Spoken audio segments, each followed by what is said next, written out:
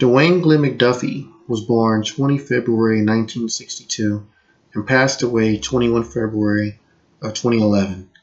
Today would have been his 57th birthday. I'm making this video about this man because of the impact that he had on my life through the creation of content.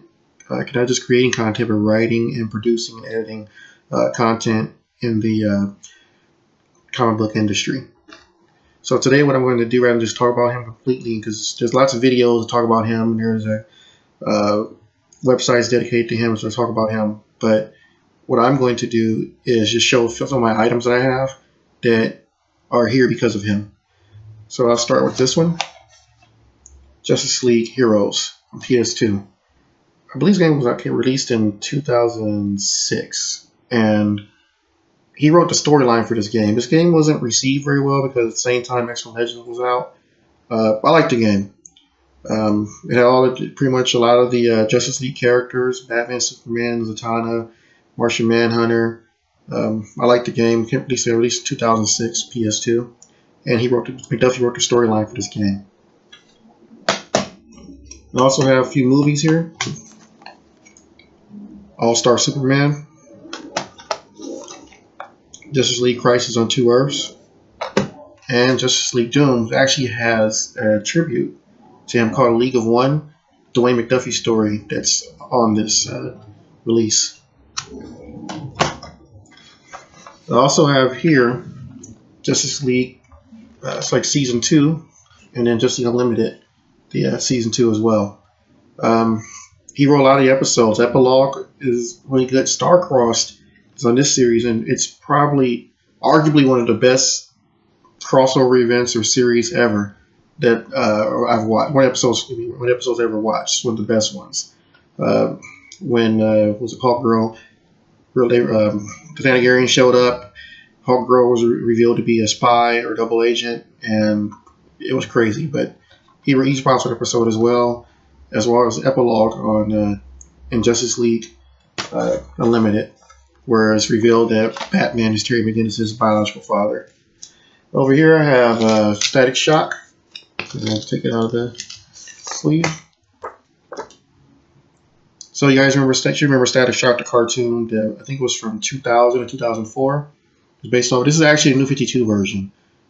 Sadly, there were only six issues of this series. I'll go ahead and open it up for you. But his name is Virgil Hawkins, character. So the inside of the comic.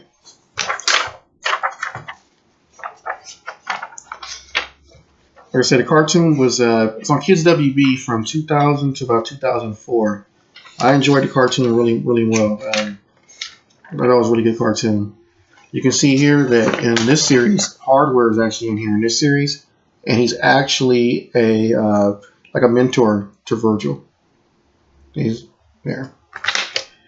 And then speaking of Hardware, I have an old Hardware one. This is from, what is this, July 1983.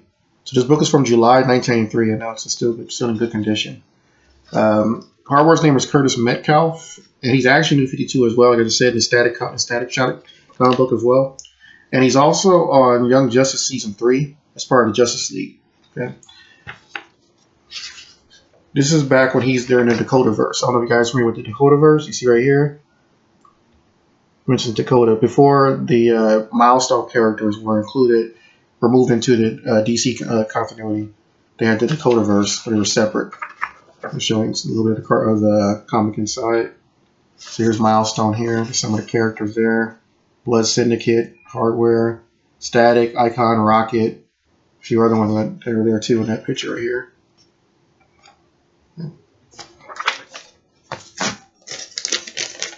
And then I also have this one.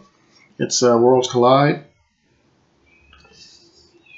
where Superman is on cover with Icon. It's like Steel, Hardware, Superboy, and Static. And in this book, basically there's a crossover event where the Dakotaverse is mixed in with the DC continuity, and the guy that, in fact, his name, wants him to fight. He wants Icon and Superman to fight. He tells them he created thing, wants them to fight, and they have to fight. But they're really not fighting very hard. They're just trying to put on a show because they really don't want to fight each other. But it's a good book. It's actually a series. This is actually book number 10. This was from 1994. It's like August of 1994. So again, I kept this one in pretty good condition. As well as see on the back, Batman Nightfall. I think in this one it has Superboy. If I can find it. When he meets up with Rocket.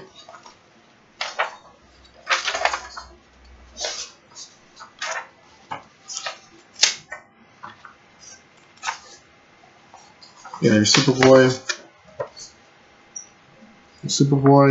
Static, and Rocket. There we go.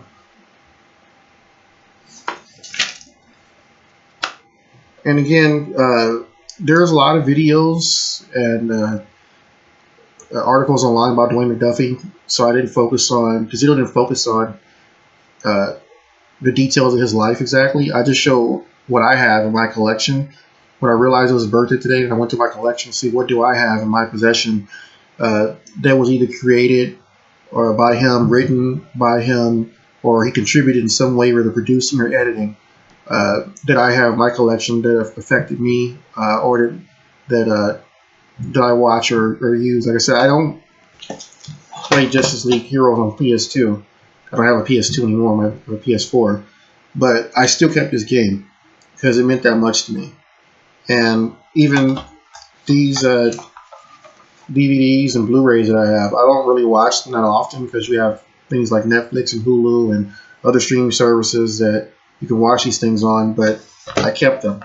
And that just goes to show what the legacy this man had on my life.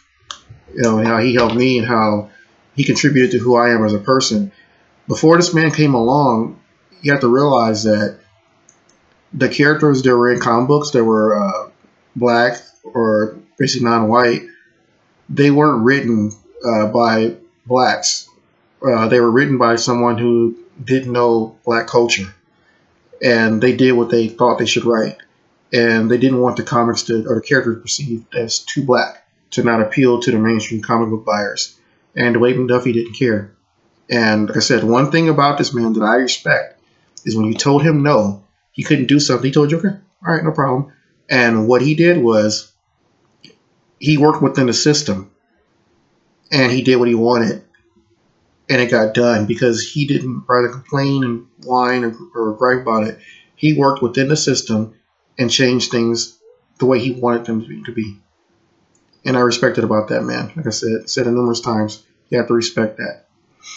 I wish there were more people like him that when they saw a problem, rather than complain, they went and did something about it legally, okay? Or worked within the system. Okay. All right, so that's my video on Dwayne McDuffie. Please like, comment, subscribe, or hopefully don't dislike. And that's it.